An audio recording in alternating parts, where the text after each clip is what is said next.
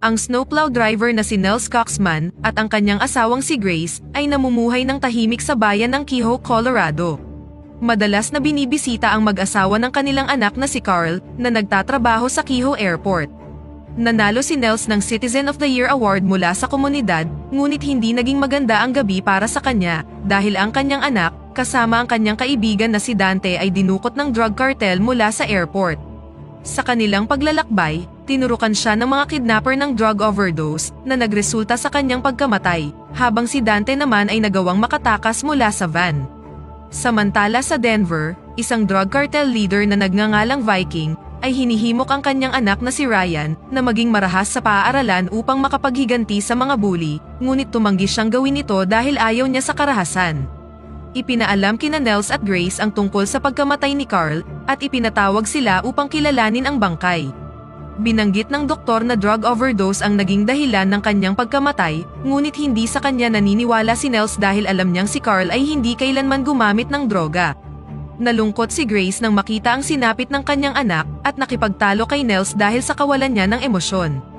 Dahil sa pagkabalisa sa pagkamatay ng kanyang anak, sinubukang kumain ng bala ni Nels gamit ang kanyang rifle, ngunit pinigilan siya ni Dante, na nagtatago sa workshop mula nang nangyari ang insidente. Bagamat nabigla sa nangyari kay Carl, ikinwento niya kay Nels ang buong pangyayari at inihayag na ang pagkamatay ni Carl ay hindi resulta ng drug overdose. Sa sobrang galit sa mga narinig, pinilit siya ni Nels na ibunyag ang mga pangalan at lokasyon ng mga kidnapper, at nakuha ang impormasyon tungkol sa isang lalaking nagngangalang Speedo. Nang walang sinasayang na oras, pumunta siya sa isang lokal na club at hinarap si Speedo tungkol sa pagkamatay ng kanyang anak, ngunit itinanggi nito ang anumang bagay. Sa halip, sinimulan niyang takutin si Nels at inutusan siyang umalis, ngunit pinatumba siya ng ating bida. Nang magising siya, muli siyang pinahirapan ni Nels, kaya nagsalita na siya at ibinunyag na nagtatrabaho lang siya para sa lalaking nagngangalang Limbo. Matapos kumpirmahin ang pagkakakilanlan ni Limbo, pinatay siya ni Nels at itinapon ang kanyang katawan sa ilog. Habang papunta sa paaralan ni Ryan, ipinaalam kay Viking ang tungkol sa pagkawala ni Speedo dahil nagtatrabaho siya noon para sa kanya. Inisip ni Ryan na maaaring may ginawa ang kanyang ama sa lalaki, ngunit tiniyak sa kanya ni Viking na wala siyang kinalaman dito. Matapos patayin si Speedo, nakita ni Nels si Limbo sa kanyang pinagtatrabahuhan at pinahirapan siya para makakuha ng impormasyon tungkol sa kanyang boss. Pagkatapos makuha ang impormasyon, binaril niya si Limbo at itinapon ang kanyang katawan sa ilog tulad ng ginawa niya kanina. Pagkauwi sa bahay, tinanong siya ni Grace tungkol sa mga libangan ni Carl, ngunit nagalit siya kay Nels nang malamang hindi siya kailanman nakipag-bonding sa kanyang anak. Samantala sa Denver, binisita si Viking ng kanyang ex-wife at ipinaalam sa kanya ang tungkol sa paghahain niya ng custody report para kay Ryan. Nagalit si Viking sa kanya at inalok siya ng pera bilang kapalit, ngunit tumanggi siyang kunin ang pera. Hindi nagtagal, ipinaalam kay Viking ang tungkol sa pagkawala ni Limbo. Sinimulan niyang imbestigahan ang kanyang mga tauhan at pinagalitan sila, habang pinagmamasdan siya ng kanyang nag-aalalang anak na si Ryan. Samantala, ipinagpatuloy ni Nels ang kanyang pagpatay at binaril ang isa pang gangster na nagngangalang Tim na sangkot din sa pagkidnap sa kanyang anak. Sa kanyang pag-uwi sa bahay, nalaman niyang iniwan na siya ni Grace matapos itong magalit dahil sa kawalan niya ng emosyon sa pagkamatay ng kanilang anak. Matapos maiwan ng mag-isa, binisita niya ang kanyang kapatid na si Brock Coxman, isang dating gangster, at ipinaliwanag sa kanya ang buong sitwasyon. Sinabi sa kanya ni Brock na napagkamala nilang si Dante si Carl na nagtangkang magnakaw ng droga mula sa drug lord na si Viking. Ipinahayag ni Nels na gusto niyang maghiganti para kay Carl, ngunit hindi naniniwala si Brock na makakapatay siya ng sinuman dahil hindi siya kailanman nasangkot sa mga naturang aktibidad. Habang tinatalakay nila ang sitwasyon, ipinaalam kay Viking ang tungkol sa nangyari kay Tim. Naghinala siya dahil ikatlong tao na sa kanyang gang ang nawala sa loob ng isang linggo, at sa tingin niya ay ang kanyang karibal na si White Bull ang nasa likod ng lahat ng ito. Sinabi niya sa kanyang team na dati nilang karibal sa negosyo si White Bull, ngunit kalaunan ay pumirma sila ng isang kontrata na huwag pakialaman ang teritoryo ng bawat isa. Sa tingin niya ay nilalabag nila ang kontrata at plano niyang turuan sila ng leksyon. Sa kanyang utos, dinukot ng kanyang mga tauhan ang isang lalaki mula sa karibal na gang at pinahirapan siya upang makakuha ng impormasyon. Dahil wala siyang ibinubunyag, nagalit si Viking at pinagbabaril siya, ngunit ang hindi nila alam ay siya pala ang kaisa-isang anak ni White Bull. Ang mga police detective na sina Kim Dash at John Gipp ay nakatanggap ng impormasyon tungkol sa pagpatay at inisip na simula ito ng digmaan sa pagitan ng dalawang gang na maaaring makasira sa kapayapaan ng bayan. Samantala sa bahay ni Brock, sinabi niya kay Nels na ang tunay na pangalan ni Viking ay Trevor Calcote at kung gusto niya itong patayin, kailangan niyang umarkila ng isang professional assassin. Sinabi niya sa kanya ang tungkol sa isang lalaking nagngangalang Simon at pinayuhan si Nels na bigyan siya ng paunang bayad at gagawin niya ito para sa kanya. Sa kanyang mungkahi, nakipag-ugnayan si Nels kay Simon at inanyayahan siya sa bayan. Pagkapasok nila sa isang lokal na hotel, ibinigay niya sa kanya ang kalahati ng napag-usapang halaga, ngunit inisip ni Simon na isa siyang pulis at nagsimulang makipagtalo sa kanya.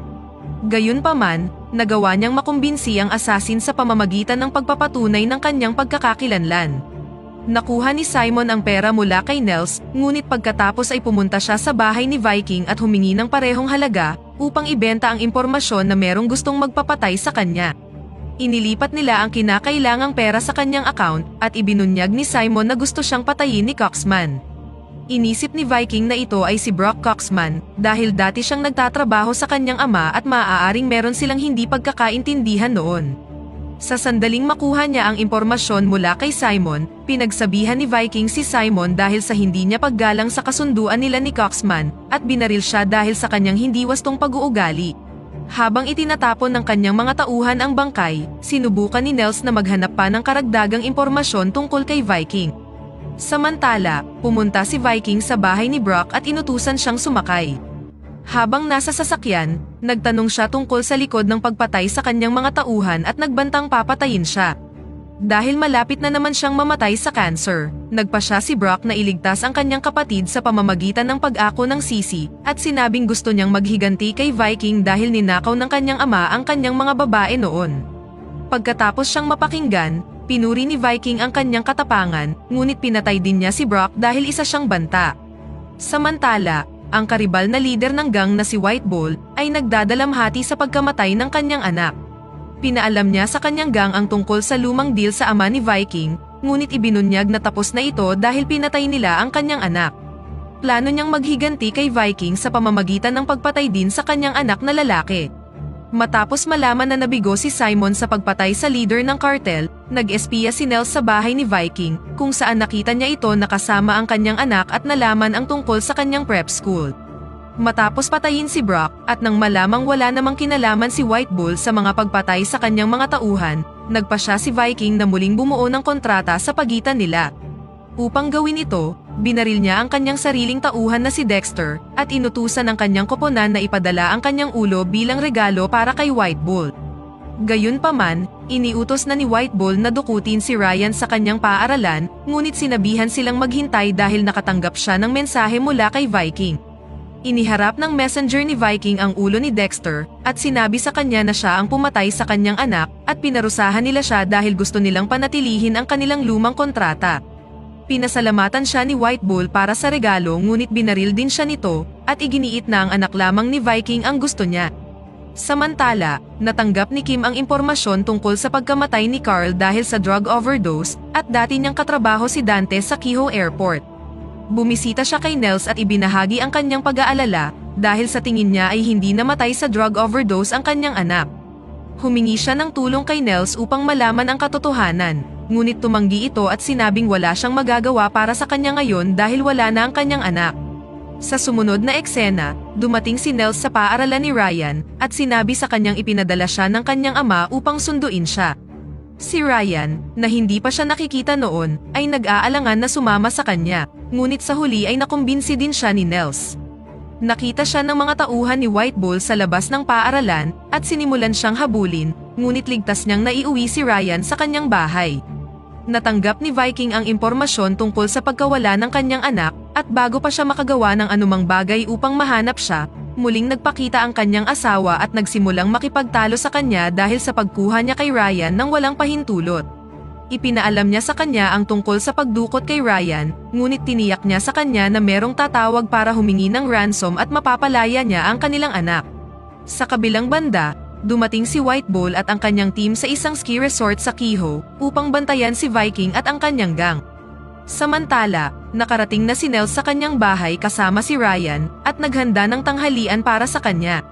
Nagtanong si Ryan tungkol sa kanyang pamilya, ngunit sumagot si Nels na wala na siya nito. Maayos ang pakikitungo niya sa bata at inalok siyang matulog sa kwarto ni Carl. Nagbasa pa siya ng isang bedtime story sa bata at ipinangakong papasakayin siya sa kanyang snowplow sa susunod na araw.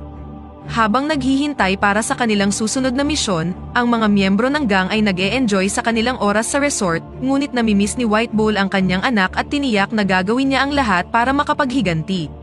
Samantala sa Denver, dinala ng mga tauhan ni Viking ang isang school janitor na ipinahayag na kinuha ni Coxman si Ryan. Napagtanto ni Viking na nalito lang siya sa mga pangalan at hindi naman talaga si Brock ang may gawa kundi ibang taong gustong guluhin siya. Hindi nagtagal, tinawagan ni Nels si Viking at inutos na pumunta siya ng mag-isa sa kanyang bahay kung gusto niyang mabawi ang kanyang anak. Tiniyak naman ito sa kanya ni Viking, ngunit inutusan niya pa rin ang kanyang gang na pumunta sa Kehoe. Sinalakay nila ang bahay ni Nels ngunit wala silang naabutan doon, habang si Nels naman ay isinakay si Ryan sa kanyang snowplow. Nakasalubong nila ang isang police car at ipinakilala ni Nels si Ryan bilang kanyang pamangkin.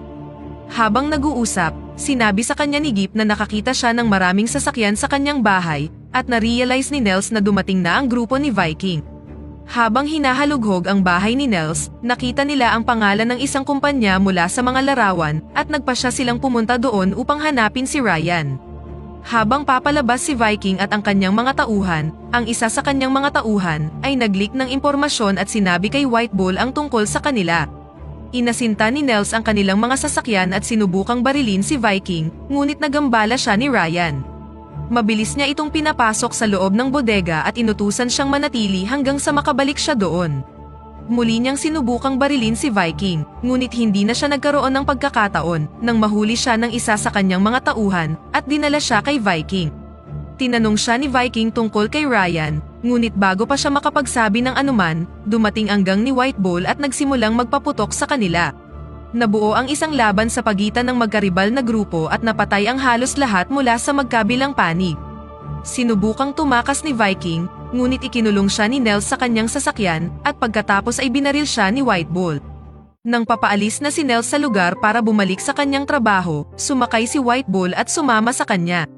Hindi nagtagal, dumating ang mga pulis sa pinangyarihan at nahanap si Viking na namatay din kalaunan, habang si Ryan naman ay nagmaneho palabas gamit ang snowplow. Matapos ma-realize na hindi isang kriminal si Nels, nasiyahan si White Bull sa kanya. Ibinaba niya ang kanyang baril at nagmaneho na sila palayo, habang ang huling natitirang miyembro ng gang ni White Bull na nasa isang parachute ay aksidenteng napunta sa harap ng sinasakyan nila at napatay ng maararo siya ng snowplow.